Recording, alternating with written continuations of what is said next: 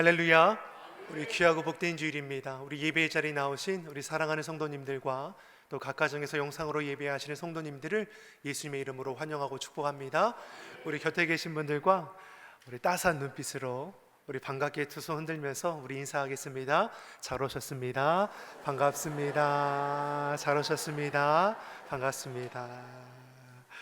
오늘은 9월 둘째 주일이자 우리 교회력으로는 우리 천지 만물을 창조하신 하나님의 영광을 기념하는 창조절 두 번째 주일이기도 합니다. 천지를 창조하신 하나님께서 이 오염된 땅을 고쳐주시고 새롭게 하실 줄 믿습니다. 우리도 믿는 자로서 이 나라, 이 세상을 아름답게 가꾸어 갈 수 있도록 그렇게 쓰임받기를 간절히 소망합니다. 또한 우리가 9월은 우리 교회에 연결된 선교지와 또 선교사님들의 사역을 위해서 함께 기도하는 달이기도 합니다. 선교 현황판과 또 주보 3면을 보시면 우리 교회가 선교하고 후원하는 그 선교사님들 또 그 지역들과 또 국내의 기관 교회들이 하나하나 다 기록되어 있습니다. 하루에 한 번씩 1분 이상 꼭 기도로 참여해 주시면 은혜가 되겠습니다. 아멘이시죠? 우리 그 마음으로 곁에 계신 분들과 우리 다시 한번 이렇게 고백하겠습니다. 하나님께서 지키시고 도우십니다.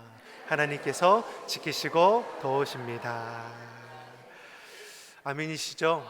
하나님께서 우리의 삶을 또 우리의 가정을 또 우리의 산업을 또 우리 교회를 또 이 나라 이 민족을 세계 열방을 지키시고 도우심을 믿습니다. 어려움이 닥칠 때 우리가 할 것은 무엇입니까? 우리를 지키시고 도우시는 하나님을 구하고 찾는 것이죠. 깨어 기도하는 기도자가 되시기를 간절히 축복합니다. 예수님께서는 계속해서 서기관들과 바리새인들을 향해서 화 있을진저 외식하는 자들이라 책망하셨습니다. 너희에게 화가 있을 거라는 것이죠. 죄악된 길을 고집하다가 결국 너희가 거둘 것이 심판과 저주밖에 없지 않겠느냐.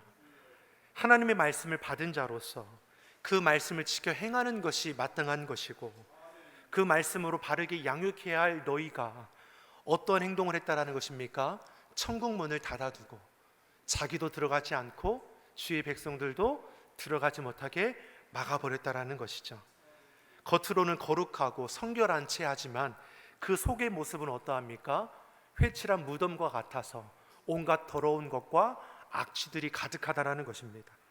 아무리 겉모습을 아름답게 치장할지라도 주님은 그 겉모습을 통해서 속지 아니하시는 것이죠. 우리의 중심을, 우리의 내면의 동기를 샅샅이 살펴주시는 분이십니다. 그러니 저들을 향해서 하는 말씀이 무엇입니까? 너희들은 눈먼 인도자이고 나아가 뱀들이고 독사의 새끼들이라 더욱더 강하게 책망하셨습니다. 눈먼 인도자들이 어떻게 주의 백성들을 바르게 인도할 수 있을 것이고 사단 마귀 종로를 타는 자들이 어찌 주님을 바르게 믿는다라고 고백할 수 있겠습니까? 이처럼 겉과 속이 다른 저들의 외식적이고 위선적인 신앙을 주님께서는 책망하셨습니다. 물론 책망하는 것에 그 목적이 있는 것은 아닙니다. 우리 보면 37절에서 우리에게 주시는 말씀이 무엇입니까? 37절의 말씀을 우리 같이 한번 읽어보겠습니다.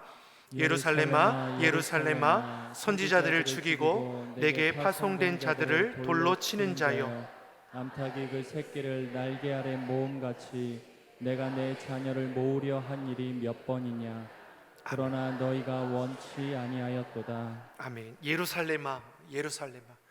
우리 시온성 찬양대도 이제 특성으로 찬양해 주셨는데 이거 어떻게 이렇게 아셨을까 할 정도로 참 우리 하나님의 영은 참 놀라우신 것 같아요. 내 어찌 너를 잊으랴. 우리 찬양으로 고백하지 않았습니까? 영원히 너를 잊지 아니하리라. 예루살렘아 예루살렘아. 주님이 우리를 향한 마음이 어떻습니까? 한 사람도 멸망하지 않고 구원받기를 원하시는 그 마음이 여기 담겨 있는 것이죠. 앞서 예수님은 서기관들과 바리새인들을 향해서 7번씩이나 책망하셨습니다. 너에게 결국 어찌 되겠느냐. 너희 그 죄된 자리를 돌이키지 아니하면 거둘 것이 심판과 저주밖에 없을 것임을 거듭해서 책망하신 것이죠. 그리고 나서 오늘 본문 37절에 예루살렘아 예루살렘아, 예수님의 그 심정이 어떠한지를 우리에게 가르쳐 주는 것입니다. 예수님은 얼마나 예루살렘을 사랑하시고 이스라엘 백성들을 사랑하셨고 서기관들과 바리새인들까지도 구원받기를 원하시는 그 예수님의 마음이 이 말씀에 담겨 있는 것이죠. 주님은 사랑이십니다. 그래서 끝까지 포기하지 아니하시고 오래 참으신다 말씀하는 것이죠. 주님은 아무도 멸망치 않고 회개하여 구원함을 얻기를 원하시죠. 예루살렘아 예루살렘아 죄악된 자리에 머물며 멸망의 길로 향하는 백성들아 얼른 돌아와라. 주님의 포기하지 않는 그 눈물과 사랑의 호소가 여기에 담겨 있는 것이죠. 사랑하는 성도 여러분, 우리가 자녀를 키울 때 자녀가 자꾸만 엉뚱한 길로, 죄악된 길로, 헛된 길로 가려고 하면 여러분, 부모된 여러분들은 어떻게 하셨습니까? 그래, 네 인생 네 거니까 그래, 네 마음대로 해라. 방관하며 모른 채 합니까? 아니죠. 우리가 말은 이놈의 말을 잘 쓰도록 하겠습니다. 이놈의 몹쓸 거사 그럴 바에 차라리 나가버려라 뭐 이렇게 얘기는 하지만 그게 부모의 그 마음입니까? 아니죠. 이놈의 자식 어쩌려고 그러니 애타는 마음으로 소리 지르고 붙들고자 하는 거죠. 보면은 예수님의 심정이 이와 같은 것입니다. 가슴을 찢는 애통하는 그 부모의 심정을 담고 있는 것이죠. 누가복음 19장 41절을 보면 예루살렘 성을 향해서 이렇게 고백되어집니다. 누가복음 19장 41절의 말씀을 우리 같이 한번 보겠습니다. 가까이 오사 성을 보시고 우시며. 주님이 어떻게 하셨습니까? 가까이 오사 성을 보시며 우셨습니다. 성을 보시며 우셨습니다. 성이 가리키는 것이 무엇입니까? 예루살렘, 하나님의 백성들이 하나님을 떠나서 죄악된 것에 거하니 애통하는 마음으로 부르짖는 것이죠. 정말 사랑하면 여러분 눈물밖에 나지 않겠습니까? 내 힘으로 어쩌지 못하니까 여러분 내 자식 내 마음대로 됩니까? 저는 이제 중1 고1인데 지금부터 이런데 조금 더 크면 어떨까? 아이가 태어나서 잠깐 기쁨 주고 그때부터 마음을 고달프게 한다는데 어릴 때는 어린다라고 중학교 때는 중학교, 고등학교 성인이 됐다라고 우리 마음이 편안합니까? 믿음의 가정 이루길 바라고 결혼하면 또 잘 살아야 하고 부족함이 없는지 신앙생활을 잘하는지 늘 전전긍긍하는 부모의 마음이 있지 않습니까? 그러니까 우리 부모된 자는 어떻습니까? 평생의 눈물로 기도하는 겁니다. 자녀가 잘 되라고 믿음 가운데 바로 서라고 자기 자식을 그렇게 사랑했지만 그 사랑에 반응하지 않고 엉뚱한 길로 가고 있다면 부모의 마음이 찢어지는 것이죠. 예수님이 지금 그러하다 우리에게 말씀해 주는 것입니다. 가까이 오사 성을 보시고 우시는 예수님의 그 눈물이 우리가 이해가 되는 거죠. 예수님이 왜 우셨습니까? 그들이 구원받기를 원하고 그들을 더욱더 사랑함으로 교제하기를 원하시죠. 근데 끝까지 죄악된 길을 고집합니다. 눈물로 호소해도 선지자들 보내고 지혜 있는 자를 보내고 서기관들을 보내음에도 불구하고 저들이 완악하여서 주에 보내신 그 사람들을 오히려 때리고 죽이기까지 하지 않습니까? 그럼에도 끝까지 사랑하시고 기다려주시는 주님의 그 사랑의 심정이 예루살렘아 예루살렘아 여기에 담겨 있는 거지. 우리도 어떻게 합니까? 우리도 눈물로 기도하지 않습니까? 우리 남편이 6가지 예수님 믿지 않는 것 때문에 우리 아내들이 어떻게 합니까? 속이 터져라 기도하지 않습니까? 우리 자녀가 예수님 믿지 않는다면 여러분 우리가 어쩔 수 없지 이런 마음입니까?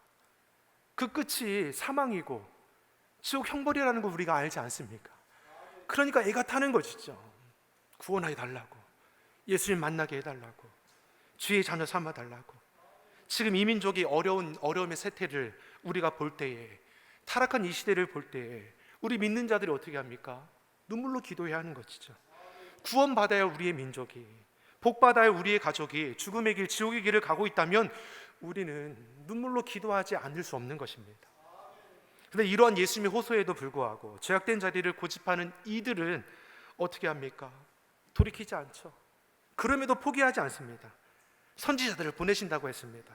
37절 중반에 보니까 선지자들을 죽이고 내게 파송된 자들을 돌로 친다고 했습니다. 앞서 주님은 아무도 멸망치 않고 회개하여 구원함을 입기를 원하신다고 했습니다. 그래서 저들 가운데 선지자들을 보내고 주의 말씀을 대언하는 자들, 지혜 있는 자를 보내고 성령으로 충만한 자들을 보내는 것이죠. 서기관들, 주의 말씀을 가르치는 자들을 보내는 것이죠. 주의 뜻이 어디에 있는지, 죄악된 자를 돌이킬 수 있도록 저들을 끝까지 돌보시는 주의 마음을 우리가 알 수 있는 것입니다.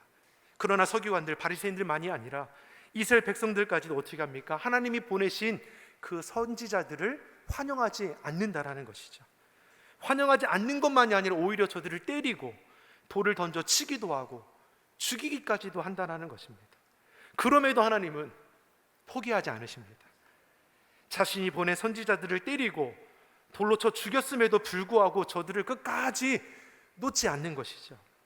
오히려 자신의 독생자 예수 그리스도를 보내셔서 구원하고자 하신 것이 우리 하나님이시죠. 그러니 암탉이 그 새끼를 날개 아래 모음같이 내가 내 자녀를 모으려 한 일이 몇 번이냐. 이 말씀에서 우리는 하나님의 사랑을 다시금 확인하게 되는 것이죠. 어미닭이 새끼들을 자신의 날개 아래 모으는 이유가 무엇입니까? 하늘의 매와 같은 맹금류들의 공격으로부터 보호하기 위해서이죠. 그냥 방치하고 내버려 두면 살아남지 못하는 것이죠. 스스로 보호할 수 없습니다. 그러기 어미닭은 위험한 순간이 오면 순식간에 새끼들을 자기 날개 아래 모으는 것이죠. 이처럼 하나님께서는 우리를 그 날개 그늘 아래 보호하신다 말씀하는 것입니다. 한 번입니까? 몇 번이냐? 하나님의 보호하심이 지속적이라는 것을 우리에게 가르쳐 주는 것이죠. 하나님을 사랑하시되 끝까지 사랑하시죠. 예수님께서도 서기관들과 바리새인들을 몇 차례 책망하셨습니까? 한 번? 두 번? 세 번? 이 정도만 하면 돌아올 줄 알았는데 돌이키지 않죠. 7번까지도 저들을 돌아오라 책망하고 계시는 것을 우리가 보게 하는 것이죠. 이처럼 우리를 향한 하나님의 사랑은 한 번 시도하는 것이 아니라 끊임없이 우리를 기다려 주시고 끊임없이 찾아와 주시고 끊임없이 돌이킬 수 있도록 우리 안에 역사하시는 것이죠. 이처럼 사랑하면 포기하지 못하는 겁니다. 우리가 포기하는 이유는 어디 있습니까? 사랑하지 않기 때문이죠. 고린도전서 13장 4절의 말씀에 사랑은 오래 참는다라고 했습니다. 사랑하면 끝까지 참아주는 것이죠. 끝까지 기다려주는 것입니다. 속아주기도 하는 것이죠. 예수님은 육신을 입고 이 땅에 오셔서 자신의 사람을 사랑하시되 죽기까지 사랑하셨습니다. 그러니 예루살렘아, 예루살렘아, 가슴을 찢는 호소가 터져 나오는 것이죠. 그럼에도 완악한 저들이 주의 사랑을 거절하고 외면하는 것이죠. 37절 하반절에 너희가 원치 아니하였도다. 누가 원치 아니하였습니까? 죄인된 자들이죠. 죄에 붙들린 자들입니다. 주의 말씀을 거절하는 것이죠. 그래서 죄가 무서운 겁니다. 주의 은혜를 잊어버리게 만드는 것이죠. 우리가 몰라서 죄를 짓는 것입니까? 아니죠. 우리가 죄를 선택하는 것이죠. 이러한 죄된 내 의지, 내 고집들이 꺾어져야 하는 것입니다. 그런데 문제는 내 힘으로 이게 되지 않기 때문에 우리가 어떻게 합니까? 주님 옆에 나와 간구하는 것이죠. 그 십자가 앞에 나댄 것을 꺾어내는 것입니다. 귀신 들린 아들을 데운 아비가 주님께 무엇이라 간청하십니까? 하실 수 있으시거든 네 자식을 고쳐달라고 했습니다. 이때 예수님께서 그 아비에게 호통하시면서 하시는 말씀이 무엇입니까? 할 수 있거든이 무슨 말이냐? 믿는 자에게 능치 못함이 없느니라. 예수님은 가르치시죠. 믿음의 가치, 믿음의 능력이 어떠한지를 말씀해 주는 것입니다. 이때 아비가 다시금 간청하죠. 내가 믿나이다. 나의 믿음 없는 것을 도와주소서. 사랑하는 성도 여러분, 주님은 우리의 믿음 보기를 원하십니다. 우리의 믿음의 기도, 믿음의 선포, 믿음의 행위를 기뻐 받으십니다. 그리고 그 믿음대로, 기도대로 반드시 응답해 주실 것을 말씀해 주셨습니다. 믿음이 한 겨자씨만큼만 있어도 태산일지라도 옮긴다고 했습니다. 내 힘으로 감당하지 못하는 어려움의 문제를 우리가 이 땅을 살아갈 때 만나지 않습니까? 도저히 감당할 수 없는 그 문제 앞에 우리가 어떻게 합니까? 주님이 말씀하시죠. 그런 산 같은 문제일지라도 겨자씨 한 알만큼의 믿음만 있어도 능히 이길 수 있다라는 것입니다. 그것이 믿음이 가진 능력입니다. 우리는 할 수 없지만 우리가 믿는 여호와 하나님, 그분이 능력이 되십니다. 내게 능력 주시는 자 안에서 내가 모든 것을 할 수 있느니라. 주님을 향한 흔들림 없는 믿음으로 시대의 어려움을 이겨낼 뿐만 아니라 하나님의 살아계심을 증거할 수 있는 믿음의 신실한 성도들 되기를 예수님의 이름으로 축원합니다. 옆 사람에게 축복하겠습니다. 믿음이 능력입니다. 아멘이시죠? 여러분, 믿음으로 간구할 수 있기를 간절히 소망합니다. 38절에 주님이 저들에게 이렇게 말씀하시죠. 38절의 말씀을 같이 읽어보겠습니다. 보라, 너희 집이 황폐하여 버림바 되리라. 아멘. 보라, 너희 집이 황폐하여 버림바 되리라. 내 죄된 고집과 욕심, 혈기를 끄지 아니하면 그 결과가 무엇입니까? 황폐하게 되어버린다는 것이죠. 욕심이 잉태한즉 죄를 낳고, 죄가 장성한즉 사망을 낳는다고 했습니다. 죄를 꺾지 아니하면 죄는 누를 것 같아서 우리 인생 전체를 오염시키죠. 우리 인생뿐입니까? 내가 구하는 곳이 죄로 오염될 수 있는 것이죠. 결국 너희 집이 황폐케 되어 버릴 것을 우리에게 말씀하는 것입니다. 그러니 예수님께서 저들에게 말씀하는 것이죠. 예루살렘아, 예루살렘아, 돌아와라. 제약된 자리를 끊어내어라. 끝까지 기다려주시는 그 음성 가운데 우리가 반응할 수 있기를 간절히 소망합니다. 우리 본문 24장 1절 2절의 말씀을 같이 한번 보겠습니다. 1절 2절 같이 읽겠습니다. 예수께서 성전에서 나와서 가실 때에 제자들이 성전 건물들을 가리켜 보이려고 나아오니 대답하여 가라사대 너희가 이 모든 것을 보지 못하느냐? 내가 진실로 너희에게 이르노니 돌 하나도 돌 위에 남지 않고 다 무너뜨리우리라. 아멘. 예수님이 그 아름다웠던 예루살렘 성전도, 그 화려했던 도성도 돌 위에 돌 하나도 남지 않고 완전히 멸망케 될 것을 말씀하시죠. 그리고 실제로 주 70년에 이스라엘 역사에 이러한 일이 일어났습니다. 완전히 황폐케 되었죠. 물론 황폐케 된 것으로 하나님께서는 끝내신 것이 아니라 다시금 소망 가운데 일으켜 주시지만, 돌이키지 않았을 때에 하나님께서 예고하신 그 심판의 메시지가 그대로 이루어졌다라는 것이죠. 사랑하는 성도 여러분, 우리는 교만한 마음은 내려놓아야 할 것입니다. 주의 성도들은 매사에 겸손할 수 있기를 간절히 소망합니다. 지금 높은 자리에 있다고 내가 높아진 것처럼 여러분 자랑하지 마십시오. 건강하다고 자만할 것이 아닙니다. 황폐케 되면 너무나 쉽게 무너지게 되는 것이죠.